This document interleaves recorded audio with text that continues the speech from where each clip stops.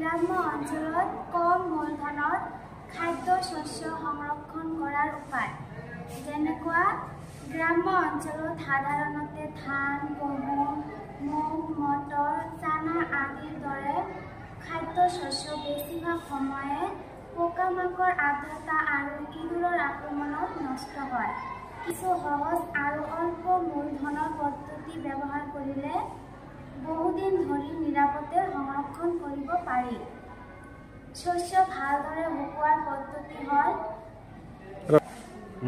শস্য মজুত কৰাৰ আগতে পুৰণি ধান বা গহম সম্পূৰ্ণ শুকাই লওক। সূৰ্যৰ তাপত ২-৩ দিন শুকুৱালে আৰ্দ্ৰতা নাথাকে। আৰ্দ্ৰতা থাকিলে পোকামাকড় জন্মে আৰু ফুংগাছ হয়। মাটিৰ ভাৰ বা ঢেকীয়াত সংৰক্ষণ। মাটিৰ ভাৰ বা ঢেকীয়া এখনত শস্য ভৰাওক। মুক্ত কাপোৰেৰে ঢাকি মাটি বা গোবৰ মাটি লগাই বন্ধ কৰক। ইয়াতে বায়ু প্ৰৱাহ নাই, পোকামাকড় বাঢ়িব নোৱাৰে। প্ৰাকৃতিক উপায়ে পোকা নিয়ন্ত্ৰণ।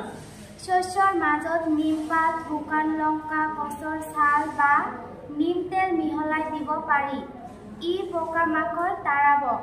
উদাহৰণস্বৰূপে ১০ কেজি শস্যৰ বাবে ১০ বা ১৫টা শুকান নিমপাত বা ২-৩টা শুকান লঙ্কা পেলোৱাওক। প্লাষ্টিক ড্ৰাম বা লোহাৰ ডবাত সংৰক্ষণ। সস্তা প্লাষ্টিক ড্ৰাম বা টিন ডবাৰ ব্যৱহাৰ কৰিব পাৰি।